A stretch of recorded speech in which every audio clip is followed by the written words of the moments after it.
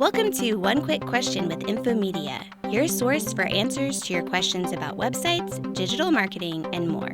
On today's episode, we're sharing the recording of our most recent live One Quick Coffee event. We're talking about how blogging isn't enough anymore. With Google's changes, you'll want a content strategy that goes beyond just a blog. This presentation is from Pam Sanderson.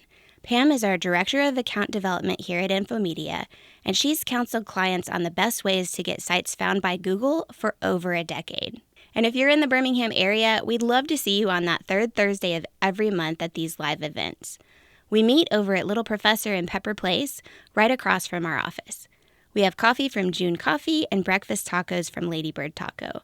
Grab your free ticket in the show notes to this episode or anywhere you find Infomedia, including our social media accounts. I'd love to see you there. And until then, enjoy today's episode. All right. So your blog isn't enough. The content strategy that Google demands. So Carrie kind of nailed it, and she's exactly right. Back in the day, I used to say, you just got to blog, you just got to do it. Well, now Google's saying, okay, maybe not so much. All right, so a little bit about me. Like she said, I'm the Director of Account Development here in Infomedia. My job is to work with existing clients that have been with Infomedia. I work to make sure that your website's giving you the best return on your investment, that it's working well for you, and that you have your needs taken care of. So if you need anything afterwards, please see me. I'm happy to answer any questions. All right. Is blogging still a relevant strategy to get organic traffic? Organic traffic is traffic that comes from search engines. So like Google, Yahoo, Bing are the top three. And blogging can still be effective. It's just no longer as effective as it used to be. You may have seen that blogs that maybe if you have an active blog, you may have seen blogs that performed well in the past have suddenly decreased their amount of views like by a lot, honestly, in the last couple of years.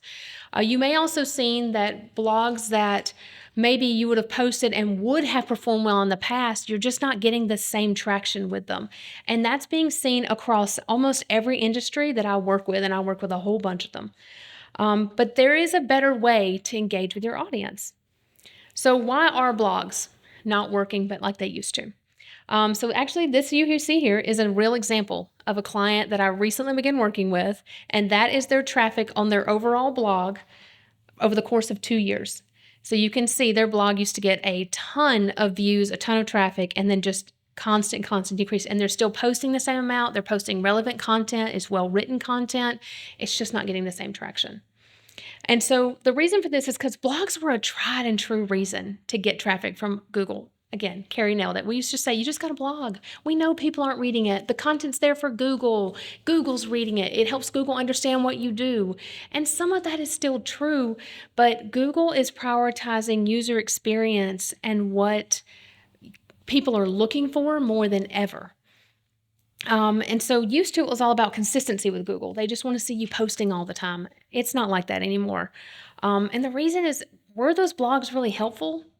Were they serving a purpose? If you were a lawn care company and you were just posting 2 blogs a month about generic lawn care tips, were you actually doing anything helpful to your customers, to your audience, to the internet as a whole?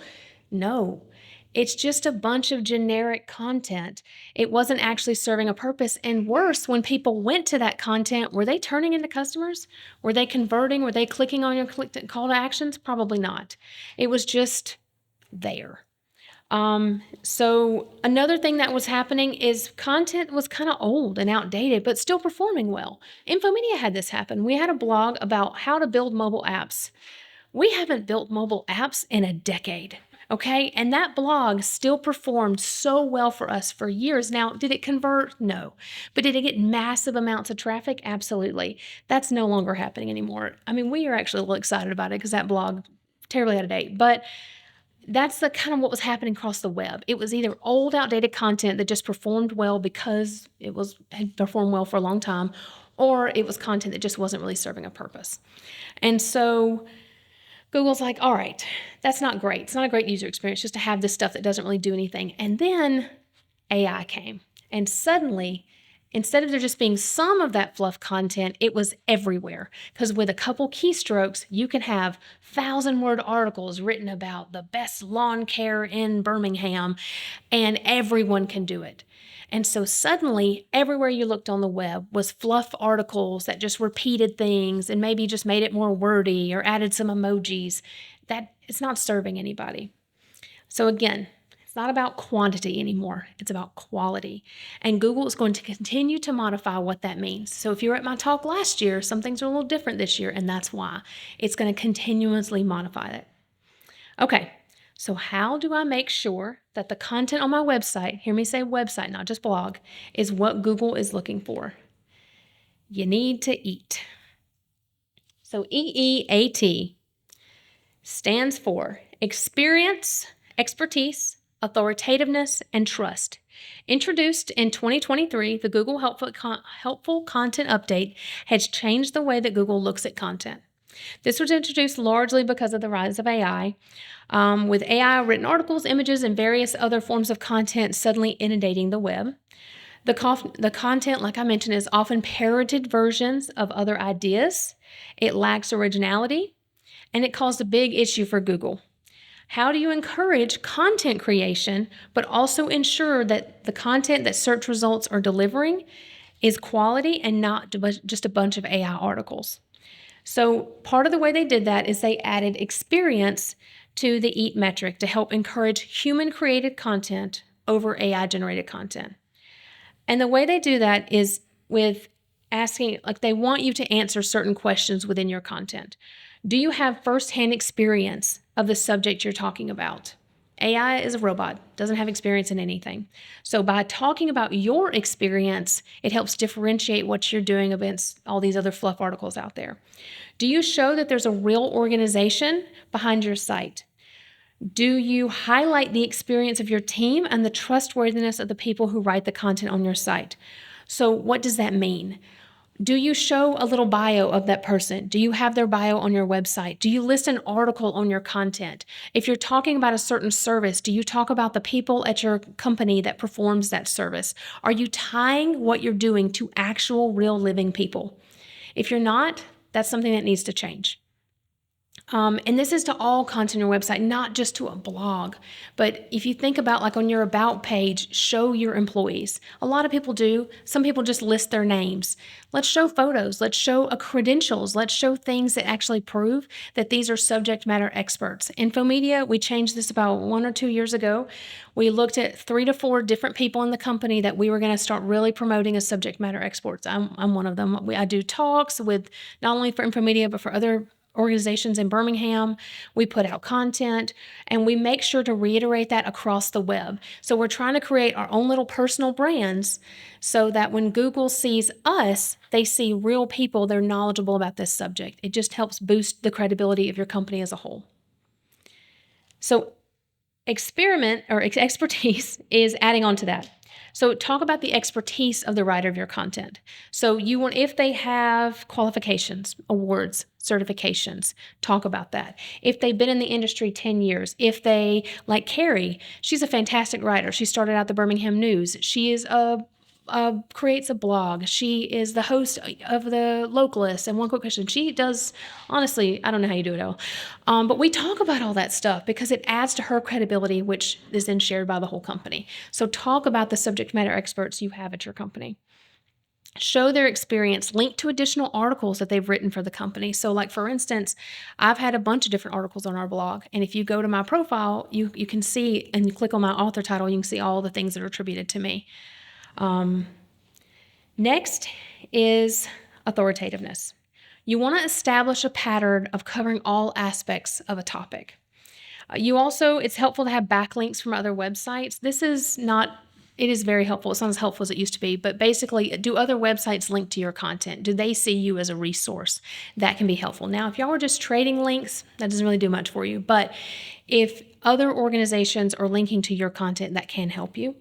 And then you want to build a digital or personal brand. So I've kind of touched on this. So it helps to encourage, that authoritativeness by having those real people and their brand attached to yours.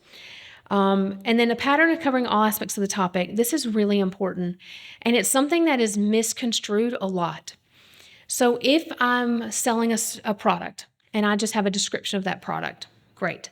But if I have content on my website that talks about the use of that product, maybe where it's best used, its applications, how to put it together, whatever it may be, that's even better. That's more well-rounded content. And then if I have case studies of people that have used the product, what it's done for their business, if I have real photos of it in use and people are doing different things and videos, that just is even more well-rounded. So it's just taking it to that next step consistently across your content.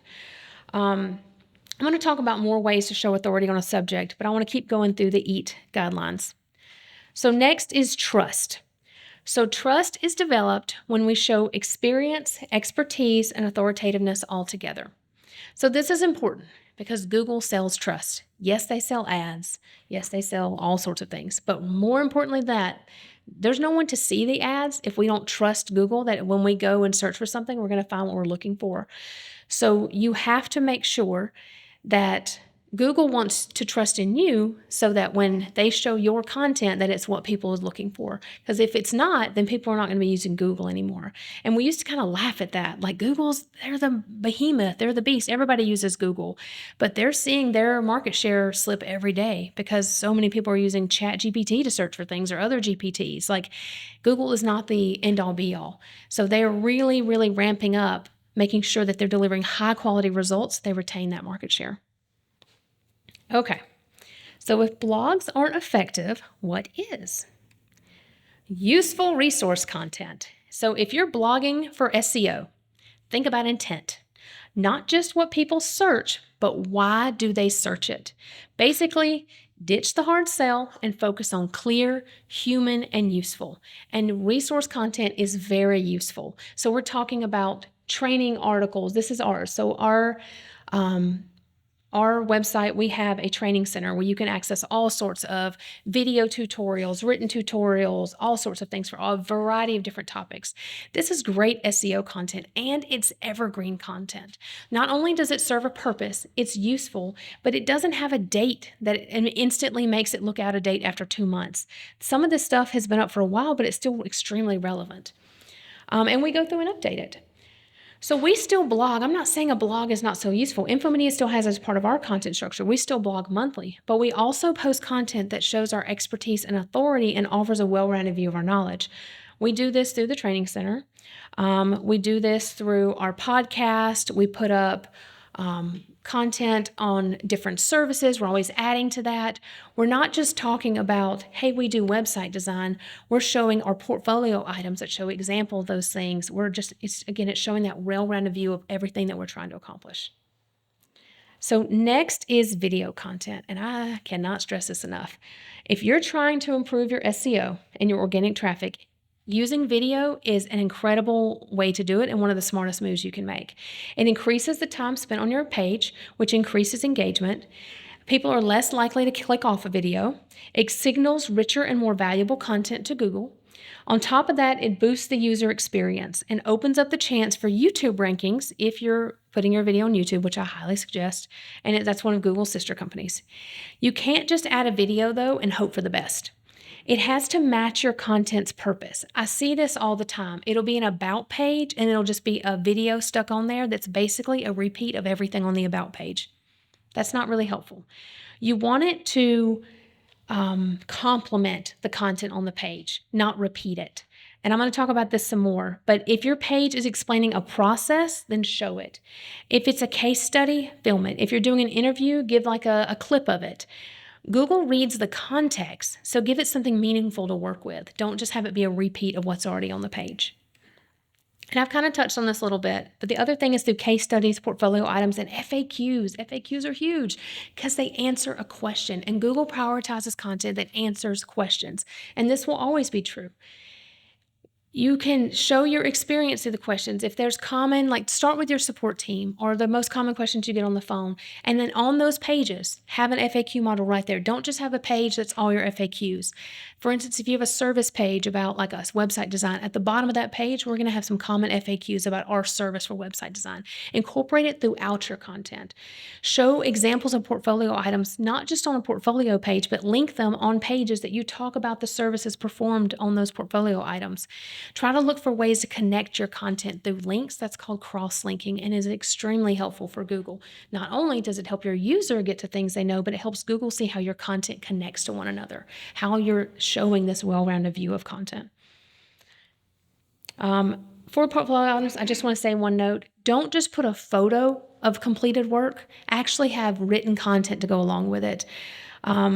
You want to tell a story. You want to list the services. You want to talk about the details. You want to get a little bit meat on there so it actually is something. I see a lot of portfolios that are just a bunch of pictures. I would encourage expanding on it a little bit more. So, when is EAT not enough? EAT can only get you so far if your user experience is bad. And this is something that we also see a lot. So, what do people most often get wrong with their web content? So the first is walls of text. So the example on the left is content the way we normally receive it. It is just a bunch of content down a page. There's really no call to actions. Maybe there's one. Usually it's at the bottom of the page. That's the most common thing. There's no links within the content, no headers, and we're not prioritizing the mobile experience. It's just a wall of content. Nobody wants to read this. And used to, we'd be like, I don't care, Google's reading it, whatever. You can't just do that anymore. Because if people are not engaging with the page, doesn't matter how well you show up in search results. If you're not engaging with it, you're not going to keep showing up in those search results. Google is prioritizing how people are actually interacting with the page more than ever. So you want to make your content in whatever format you present it easy to read. So things like incorporating video, headers, images, bullets, block quotes, strong call to actions. You want to make sure that it's scannable as they go down the page. You want to make sure that when it converts over to mobile that you don't have an image that just you have to scroll 3 times to get to the bottom of the image. You don't want that. You don't want content like tables or graphs that don't look good on mobile, that maybe they have to take their finger and scroll over to see it. Terrible. You don't want that. We want to prioritize that experience. I mentioned cross-linking before. That's super important. If you're look at your analytics, and if your analytics is indicating a lot of mobile users, I would highly recommend that as you add content, you're pulling it up and checking it on your phone. Check it on, if you use the Google Dev Tools, you can check it there, but check it on a mobile device to make sure it looks good, because it may look great on desktop. We add most of our content on desktop, but always be checking on the mobile phone. So again, here's our example here. Not great content, not a lot going on. Our content writer would then take that content and they're going to add call to actions. They're going to add headers. They're going to add more things to help distinguish it. And then our designers then take that, and this is the way it actually looks on the page. So as you scroll down, we're looking at images, we're looking at graphics, we're using color, we're actually making it look good. You don't want it to just be a bunch of content down a page. You don't want an image at the top and then just straight text. No one's going to engage with that. It's not going to perform well for you. So another common mistake, keyword stuffing. You would think by now we wouldn't really see this as much because it's kind of been a no-no for Google for a long time, but I still see it a lot. And no one cares that you have the best lawn care service in Birmingham, Alabama. And if you don't believe we have the best lawn care service in Alabama, just ask of us about our lawn care service. It doesn't matter how many times you say it. Google's not going to do anything for you. You're going to get penalized. And it's just not a valuable tool. It doesn't sound good. It doesn't read well. If you're only writing your content for Google, it's not really going to perform well. You see these little, hey, check my site through SEO, like these little free things that rank your SEO. And they're saying, well, you didn't use the keyword this many times. You want to look at it and look at what makes sense to the user, what makes sense to the experience. If you just write for SEO, it's still not going to perform well for SEO. Don't forget that humans read this. We want it to be useful. We want it to be something that humans actually want to experience and look at. The other thing is, don't just talk about yourself. People hear me say that we need to talk about our experience, and suddenly that's all they want to talk about. They just want to talk about what they're doing and what they can do and who they are. But the content that performs the best is content where you're talking about what you can do for your user. So yes, you want to show your expertise. You want to talk about that. But the majority of your content should be how you're going to help your customer, how you're going to help that client, what you can do for them. That's going to perform better as far as on the page. And then AI. It wouldn't be a Pam talk if I didn't talk about AI a little bit. Don't overly depend on it. Google has relaxed again, and they're saying you can use it. It would be crazy if they said you couldn't because everybody's using it anyway. But don't overuse it. Again, AI is there to help you. It's not there to replace you. It should make you an editor, a pretty strong editor of your content. It's not there to just write everything. Don't overly depend on it. If you're not getting penalized for it now, you will. Google's still working there. They're still releasing things of what they're looking for in AI, what they're going to look at. It's going to keep changing. So just try to make sure that you can use it. Just don't overly use it. So does Google hate AI generated content? No. They don't hate it. Like I said, they're okay with you using it. They just don't want you to overuse it and abuse it. And it should be heavily edited to reflect a human perspective. And what I mean by that is so often we see AI content that is overly wordy. It has you've probably seen a lot. It's a green checkbox. And for some reason, AI puts the emojis in consistently. So now when I see emails come through that have all the emojis, I'm like, this was written by AI. So be aware of those things that clearly make it look like AI, not just from Google's perspective, but again, from a user perspective. People are going to keep getting onto that stuff. Think about when movies first started coming out with CGI. We were like, oh my gosh, it looks so real. And now we look at a movie and we're like, oh yeah, that's just CGI. The same thing is happening with AI. At first we're like, this is amazing. I can't tell the difference. People are going to tell the difference. So really, really think about what you're writing. Also, how does Google know I'm using AI generated content? So AI content detectors use machine learning and natural language processing to inspect linguistic patterns and sentence structure. Basically, AI is using AI to track AI. So that's how they're doing it. Okay. All right. So repurposing is smart. Copy pasting is not. And I'm not just talking about copy pasting AI. I'm talking about copying pasting your own content throughout your website. So again, one of the things that gets kind of misheard all the time when I talk about well-rounded content is they just sort of repeat themselves over and over again. You don't want to repeat yourself. If I create a case study to present details about a recent project and a video about the project, the video should complement the case study, not repeat it. On the same note, if you reuse old content, which is a common strategy, if you have content that performed well 3 years ago, it might still perform well now. But if you reuse it, don't just make slight changes to it or have AI rewrite it and then repost it. Be intentional about how you reuse content. Evaluate if it meets the EAT guidelines. If it was written 3 years ago, it probably doesn't. And rewrite it to show that your knowledge on the subject has grown or been refined. So you can reuse content, just be smart about it. Okay. So evaluate what's happening on your website. First, you need to set goals for what you're actually trying to achieve, and then review your analytics. Look at your pages and screens report under, when you're looking at your analytics, it's under your reports, and compare your results year over year or over 6 months over 6 months, month over month even. Look at when you post a blog. When you first post it, you'll probably see a lot of direct traffic. You'll see some organic, and then you may see that organic grow over the next few months. If you have email campaigns, you need to track that. How did that look at it? Like how many people actually went there? You want to look at how it's performing and what's performing well. And then if you see blogs that are not performing well, you need to evaluate those. Like, hey, what's going on with those? Did I just not connect with my audience? Or maybe it's just not a great user experience. What's happening? And speaking of user experience, on that same report, you can see time on page and the number of events that are happening on that page. Look at those because those tell you what people are actually doing. Are they clicking around? Are they spending time reading what you're putting out? And if they're not, there might be an issue with that page. So it's good to evaluate that. Okay, so how do I future-proof my content? Because like I said, Google's going to keep making changes. AI is going to keep evolving and changing and forcing Google to change. What we see now is going to be totally different in 5 years. Like it might be a robot Pam up here, who knows?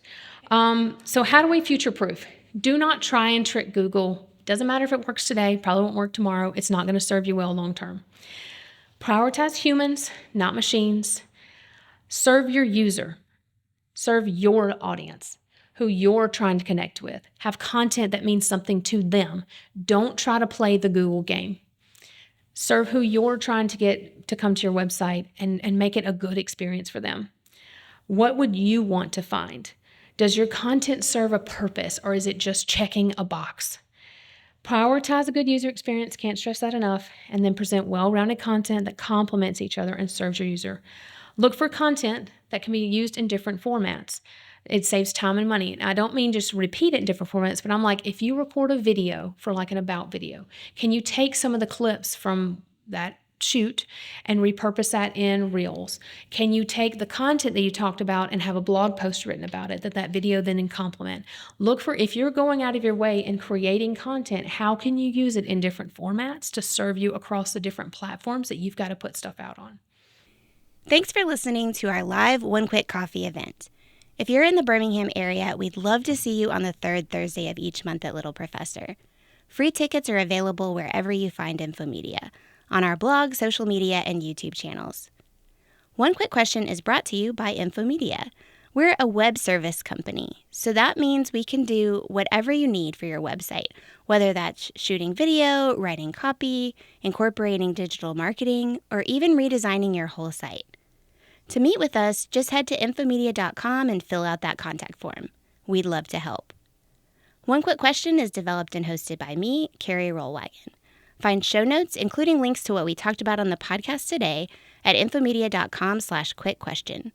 Our producer is Elena Harmond, our theme music is by Brad Davis, and sound engineering is done by our in-house media team, including Paul Bryant, who's in the studio with me today. And I'll leave you with this thought. A real expert helps to clarify, not confuse. So don't take website advice from someone who can't give you a straight answer.